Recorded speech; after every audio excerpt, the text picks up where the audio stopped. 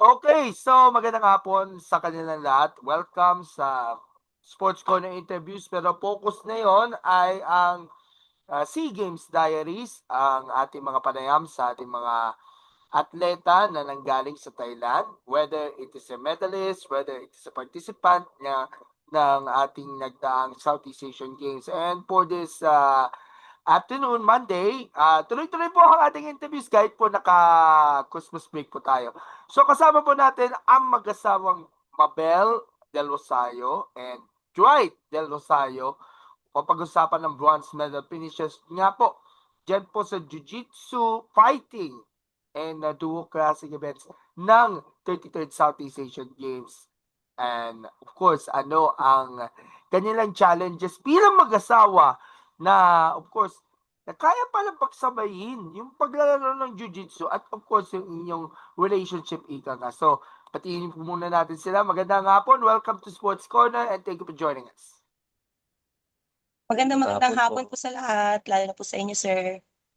Okay. So, ang uli tayong beses na nagkasama o nakita mo ko was nung Pinado Anti-Doping Education Session kung saan nagkasama ninyo yung mga teammates from fighting, from combat, Newasa, at saka yung Duo Classic upang pag-usapan yung mga do's and don'ts when it comes sa anti-doping bago kayo lumipad for the SEA Games. At ngayon, meron kayong 2 bronze medals na may uwi para sa bayan.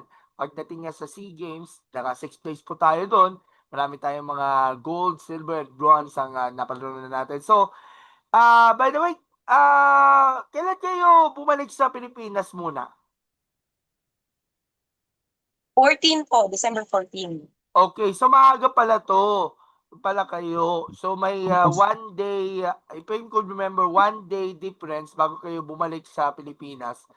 At ano yung, of course, naramdaman ninyo na, of course, nalaman ninyo yung mga relatives ninyo, yung mga teammates ninyo na meron ko palang bronze medal na may uwi at may tatabi ninyo sa inyong collection. Para po sa amin, masaya buong team. Kasi ang nilaruan po namin is team event na lahat po kami makakapag-uwi ng medalya. Masarap sa pakiramdam na bawi yung mga sakripisyo na naranasan namin simula training camp hanggang sa worlds na preparation namin nilaruan. Hanggang nitong SEA Games na nakapodium po tayo. Okay. So, babalikan natin yung mga pinagdaanan ninyo, dalawa. Pero sa ngayon, paano ninyo nag-umpisa ang inyong journey? Pasisingit din natin yung love story ninyo when it comes sa Jiu-Jitsu. Sa Jiu-Jitsu ba kayo nagkakilala? Or talaga namang napamahal ninyo ng gusto hindi lamang sa inyong pag-ibig, kundi na rin sa inyong, of course, pag-represent na rin ng bansa natin? Actually po pareho kami nagsimula sa karate. Tas kinuha po kaming player for Jiu-Jitsu hanggang sa nakapasok po kami sa national trials ng Jiu-Jitsu fighting. Ang Jiu-Jitsu fighting po kasi 3 branch ng sports. May first part po is karate, second part po niya is judo, and third is Jiu-Jitsu.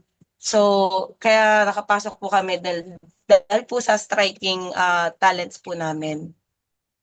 Tapos ano pa? Pareho rin po kasi kaming nasa service na doon na rin po nagkakilala dahil nagkakarate rin po kami sa kanya-kanyang branch of service po namin. By the way, nag-national team kayo before sa karate? Yes po, pareho pong nag-national team ng karate po. And then yung nalaman and then nabasa ko po, miyembro rin kayo ng uniform services na rin. So anong kayong branch ninyo? Kasi sumasali kayo lagi dun sa mga AFP, PNP, Olympics, yung Philippine Uniform Olympics po. Sports League. Ako po sa Army, si Mabel po sa Navy po. Okay, so Philippine Army si Dwight saka si Mabel ay Filipina Navy. So, para magkalaban pala kayo pag sa tuwing PUSSL eh. Magkalaban rin po. Kalaban po. So, Okay. meron pang time na last USSL, kami yung umupo parehas sa coaching. Magkalaban po kami magkalaban sa yung coach, pagiging coach din. pagiging coach. And speaking of that, karate talaga yung inyong unang sport na inyong inaral, tinuto, at of course nakapaglaro kayo. Nung pumasok kayo sa jiu-jitsu, kasi ito jiu-jitsu is more on striking level na rin, part ng karate. So, ano siguro yung pinaka-difference o yung pinagkaiba ng inyong dating sport sa inyong sport na nabibilangan nyo? Kasi ang fighting, unlike dun sa combat na nakasanayan natin, medyo barely new para sa atin itong fighting style ng jiu-jitsu. Yes po. Marami pong pagkakaiba yung karate sa fighting. Lalo na sa rules. Tapos sa yung paano po laruin yung fighting. Kasi sa karate po, more on striking lang. Unlike po sa jiu-jitsu fighting, yun nga po, yung sinabi po ni Mabel kanina, may 3 parts po siya. Una, yung part 1 which is karate. Then yung part 2 is judo. Then the part 3 is newasa, yung jiu-jitsu po. So, hindi siya pwedeng mag-jump po na mag-judo ka, mag-newasa. Kailangan po part 1, 2, 3. Yun po yung mechanics ng laro. Yan kasi So, unlike sa yung karate, puro striking lang, pabilisan, ganun. At yan kasi yung naging format nitong mixed team event na sinalihan ninyo, yung pinag-combine ninyo yung duo, yung fighting, at of course yung combat na pinawa sa sport ng jiu-jitsu, kaya kayo nanalo ng bronze medal nga dito sa competition. At nakakatuwa naman dahil bago pa lamang itong sports na ito, unti-unti ba kayo nakakapag-adjust? Lalo na sa mga fighting styles na kailangan matuto at of course i-combine yung skills ng karate sa inyong bagong sport. Mm. Sa part 1 po, sa striking, malaking bagay po na ang talagang forte namin is karate. Kasi talagang yun din mismo yung part 1 namin, pati kung paano mag-withdraw ng punch, lahat po as in parang karate. Karate pala. Ang malaking adjustment po sa amin is yung part ng judo and jiu-jitsu, na nung una pong beses namin mag-training is parang grabe yung pagod, yung hingal namin pag jiu-jitsu na, pag part 3 na, pag nawasa. Tapos grabe sakit katawan namin pag judo na. So malaking adjustment din po talaga siya, na yun ang pinapasalamat din po namin sa coaches namin, na hindi sila nag-give up sa amin. Talagang tinutukan din nila kami hanggang sa yun, tulad po nung individual na laro po ni Dwight. Talagang lumabas yung judo na tinuro sa kanya ng coaches. So kahit sila rin po natuwa naman sa part na nakakapag-adjust po kami. Okay, so itong SEA Games na ito is your first ever international competition, or sumali din kayo before dun sa SEA Regionals na inos dito sa bansa? Yes po. Yes po. Doon naman po, nakapagkamit naman po kami, awa ng Diyos, nakapag-silver naman po kami doon. Pareho po kami. Okay, doon naman tayo sa naging preparations na for the SEA Games. Paano nakatulong sa inyo yung exposure sa international level? Gaya na bagit kanina, nang sumali kayo sa SEA Regionals, tapos nagtuloy-tuloy naman ito until the SEA Games, and kamusta yung experience at of course yung composure ng bawat team members upang ma-maximize natin yung preparations at ma-maintain natin at the highest level of training and preparations wise para at least yung mga maging at para ka sa mga makakalaban mo. Kasi yung mga nakalaban ninyo before, nag-compete din sila before sa SEA Regionals na sa Pilipinas eh. Sa amin po, yung katulad ng mga opponent namin, talagang sanay na sila sa ganong sistema ng laro kasi nasa kanila na yung experience dahil matagal na rin sila naglalaro ng ganun. Which is nakatulong yung preparation namin dito sa SEA Games. Malaki naman yung, sobrang laki ng tulong, lalo na po sa training camp. Hindi lang po sa training camp, bali po bago mag-training camp, puspusan na rin po kami sa training. Like Mabel said, yung mga coaches namin talagang tutok sila sa adjustment, kung ano yung technique na para sa'yo, i-adjust nila. Then, pagdating ng training camp, doon na nagkaroon kami ng yung strategy, kung paano yung transition ng part 1 to part 2. Then, nagkaroon din kami ng kumpiyansa nung nagkaroon na rin kami, nag-compete na rin kami sa Worlds kasi puro European, most of the country, European talaga eh. Kasi Malaking laban talaga. sanay na sila eh. Yung iba yung level nila na paano sila mag-compete, paano nila gamitin yung rules, yung rule set talaga.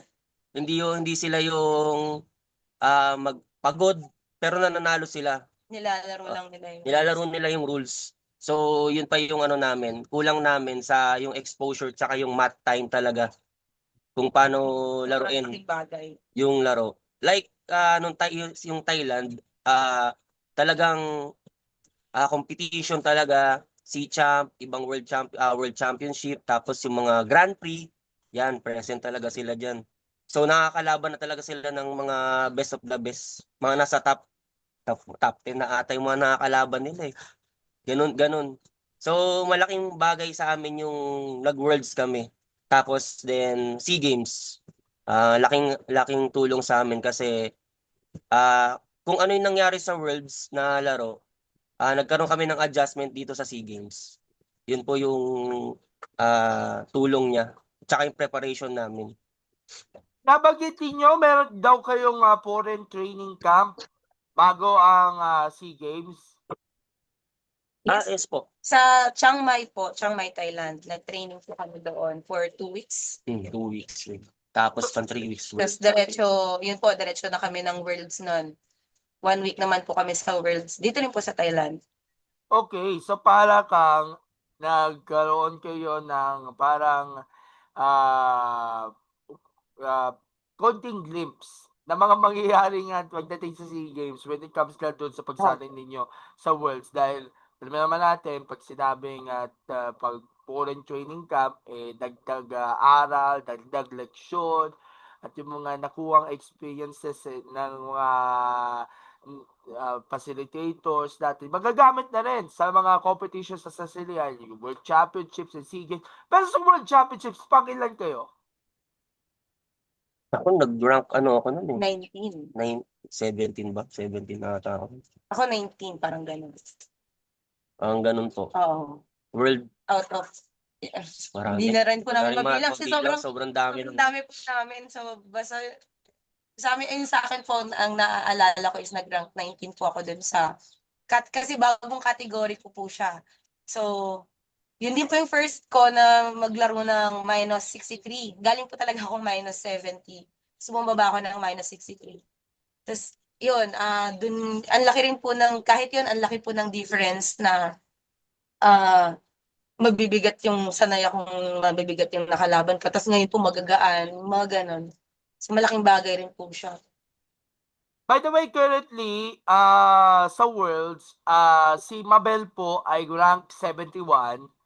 Tapos si Dwight ay rank 37 in the world.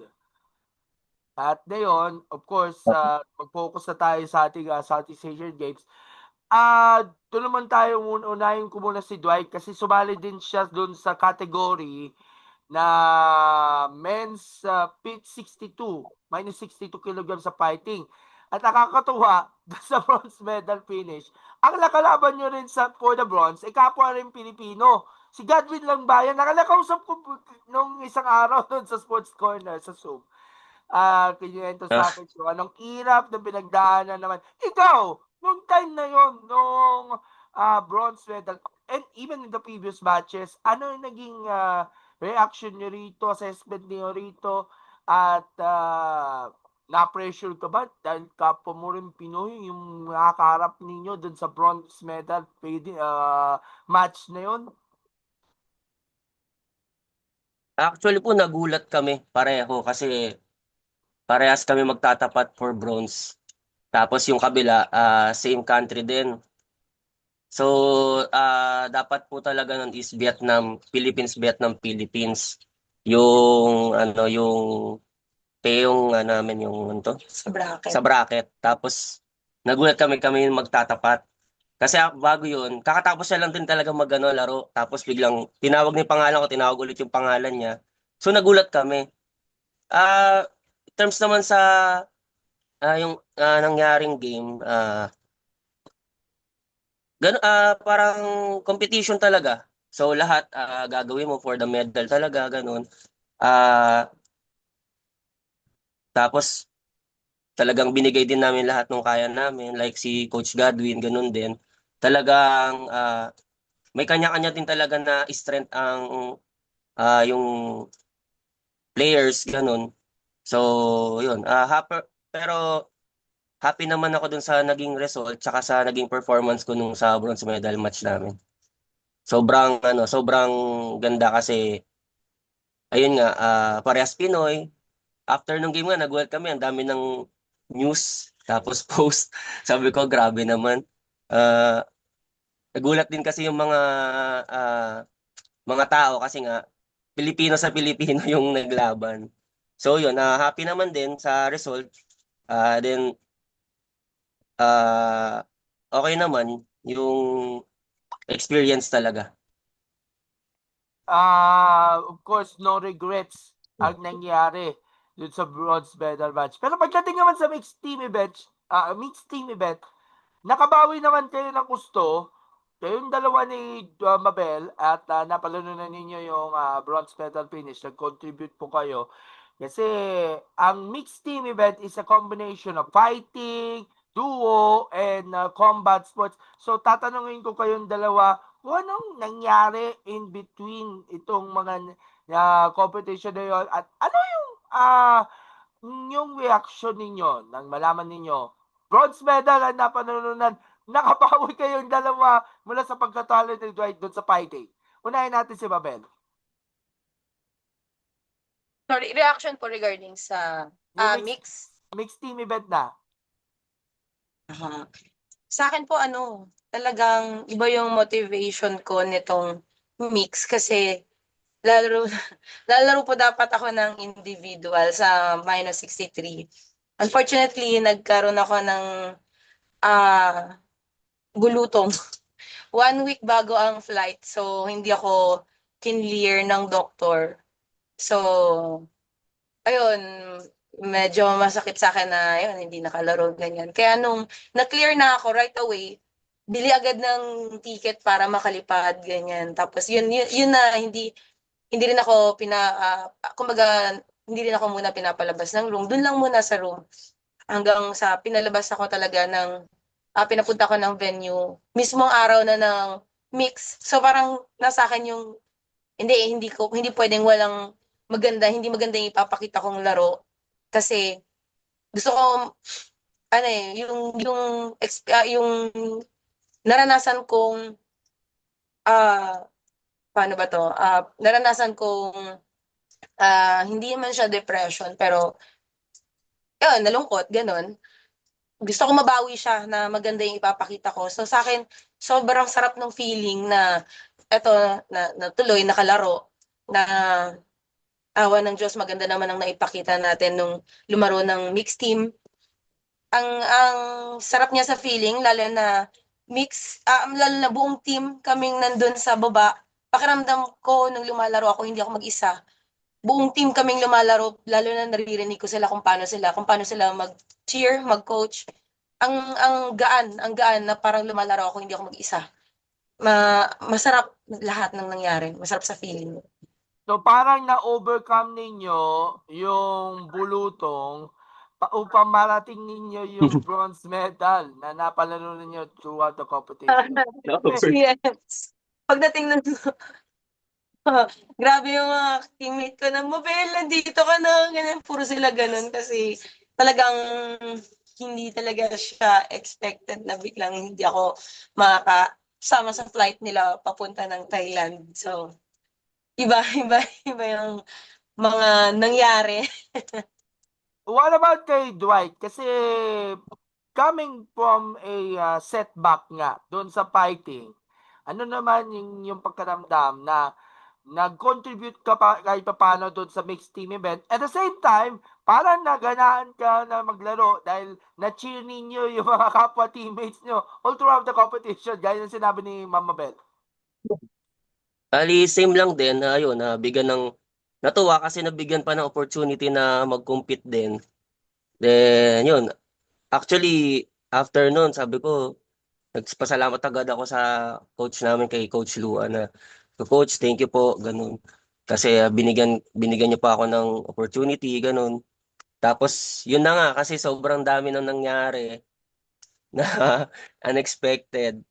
Iba sa pakiramdam na kahit may mga nangyari na mga last minute ganun, nakapag-contribute pa rin tayo ng bronze sa Philippines.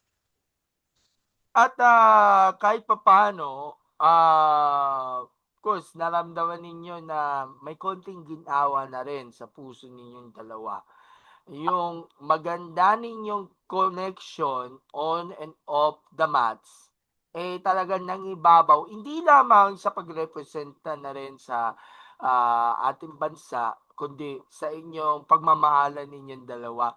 Bilang mag-asawa, kasi marami tayong makikita na mga magkakapatid na naglalaro sa SEA Games. Tapos may mga kamag-anak, mag-ama, mag-ina na of course, may magandang story na ibabahagi. Bilang mag-asawa, nakikita mo ba na with pride, of course, na may magandang connection ninyo pagdating nga hindi lamang sa pagmamaalan, kundi na rin sa opportunity and of course privilege na rin to represent our motherland.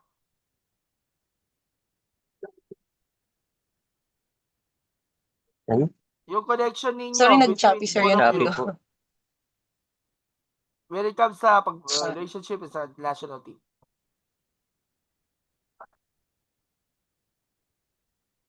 Ay ka muna. Sa akin po, magaan sa training kasi kahit sa training, siya rin po yung inaasahan ko na, syempre bukod po sa coach, siya po yung alam kong kaya kong diretsuhin na, oy, correct mo yung ganito, ang pangit ng ganito, ganito yung nangyayari. Yung kumbaga, pareho kami na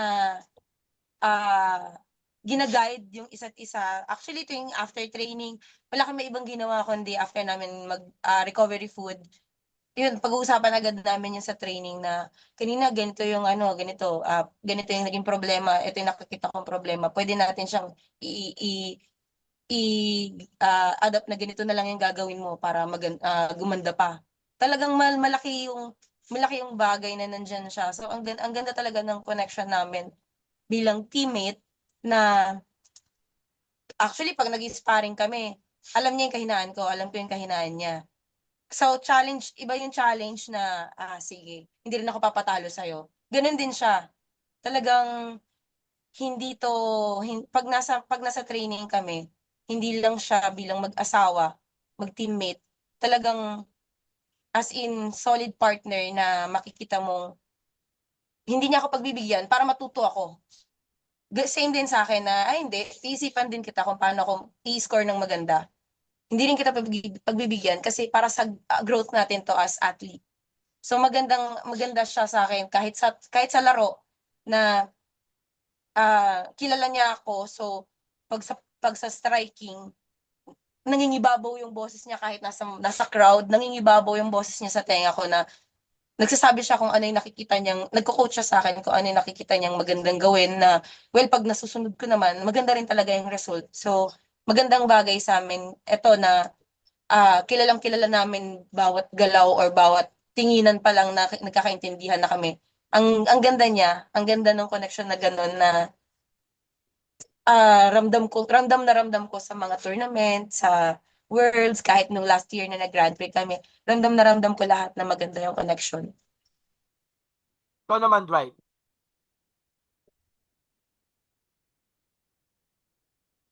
Dwight, yung sa connection ninyo between Nasabi na lahat. And then, Same same din, yun, yung chemistry namin tsaka connection sa on off the mat, malaking bagay sa'min tsaka lalo na din sa training kasi kilala namin yung isa't isa, yung strength tsaka weakness namin. Lalo na ngayon, yung nilalaro namin is hindi lang karate, may judo tsaka jiu-jitsu din. So yun, after nga ng training din, nagkakaroon kami ng open, parang nag-usap kami kung maganda ba yung throw ko kanina, maganda ba 'tong ganitong technique, ano yung kulang ko kanina. Tapos sa next training kailangan, may progress siya kung 'pag, nabago ko ba, tinatanong ko sa kanya gano'n. Ah, Kumbaga kino-coach din namin yung isa't isa sa during training tsaka sa, competition talaga. So, malaking bagay siya lalo na yung 'pag, competition na kasi yung boses niya rin yung naririnig ko. Ah, Lalo na sa part 1, yun 'pag malapit na yung kalaban gano'n naririnig ko siya. Kumbaga yun na yung naka-register din sa tenga ko na ano, so malaking bagay siya na kasi nababawasan din yung kaba, yung ano 'to, sabi nila competition jitters ba yun? Jitters. Gano'n. Kasi lalo na yung SEA Games ko, namin first SEA Games, yun, so yun yung effect sa'kin. Kumbaga hindi lang ako mag-isa naglalaro, kumbaga kasama din siya during, competition, yun po. So gaya ng mga ibang mga members ng Jiu-Jitsu, ang susunod palang competition is yung national trials sa Circuit Makati early next year. Dito niyo malalaman kung kabilang ba kayo sa magiging fighting team na rin for 2026. So for now, ito lang muna ang pagtutuunan ng pansin ninyo for this early next year. Isa po 'to sa pinaghahandaan namin. Siyempre malaking bagay po yung trials talaga, sa lahat naman po ng, national team. Pero nag-aay pa rin po kami sa mga incoming na malalaking laro, international. So, hopefully, ah, mag-okey lahat na kaya talagang hindi puwedeng itong trials hindi talaga puwedeng ngayon kahit off-season hindi kami puwedeng ano lang, yung parang wala lang. Kailangan meron pa rin kaming active rest kasi February na yung ating national trials. So, kailangan talaga siyang paghandaan. Pati na rin yung mga iba pang, ah, international in case na maganda ang result nitong trials. At sana pagdating niya doon sa national trials is para makapag-anda pa kayo ng gusto para pagdating niya sa 2026 season ay talagang preparado kayo at sana mas marami pa kayo may uwing mga medalya para sa bansa at magkakasama pa rin kayo doon sa mga competitions kasi napatunayan natin na kapag mag-partner kayo sa hirap at sa ginawa, kahit mag-represent the country is truly grateful talaga na of course they will give an opportunity to compete themselves in representing the country. So as we end this interview, mga may gusto kayong pasalamatan. Congratulations on your victory nga dito sa nagdaang SEA Games, bronze medalist sa Jiu-Jitsu sina Ate Mabel at si Kuya Dwight. Baka may gusto kayong pasalamatan as we conclude our interview na rin. At siguro, konting mensahe na rin sa mga sumusuporta na rin sa Jiu-Jitsu. As we ended nga sa holiday week. Pero bago yan, tuloy pa rin ba yung training ninyo kahit holiday? Ngayon po nag-ano muna kami, off-season muna. Nagsiuwian po yung ibang mga kasama namin, eh. Oo nga, So, pero nag-e-extra training pa rin po, ganun. Hindi talaga puwedeng wala. oo, Mahirap need, kasi bumalik, 'pag natigil ka. oo nga, need talaga natin ng konting pahinga and then pagdating sa 2026, pagpasok na ng bagong taon, mas magmalakas kayo at mas maganda na pagtutunguhan niya ng ating kupunan natin. Anyway, may mga gusto kayong pasalamatan as well. Sa'kin po unang-una, thank you sir sa interview na to, and sa coaches namin na laging nandyan, lalo na po kay Coach Luan, na talaga namang puspos ang pag effort lahat, kahit po sa aming coach na si Coach Lay, na talagang masasabi kung hindi dahil sa kanila, wala rin naman talagang progress na mangyayari sa amin. Malamang hindi rin po kami, kahit siya, parang hindi rin po kami aabot sa mga bout na, imagine first SEA Games niya, first SEA Games namin, aabot kami sa part na magpo-podium, aabot kami sa part na magbo-bronze medal match. So sobrang laking thankful namin sa lahat ng bumubuo ng Jiu-Jitsu Federation of the Philippines, lalo na po kay Coach Stephen Campuis. Sa aming pamilya, syempre, sa parents namin na mangyak-ngyak, lalo na nung humabol ako nung flight ko papuntang Thailand. Sobrang thankful din po sa kanila.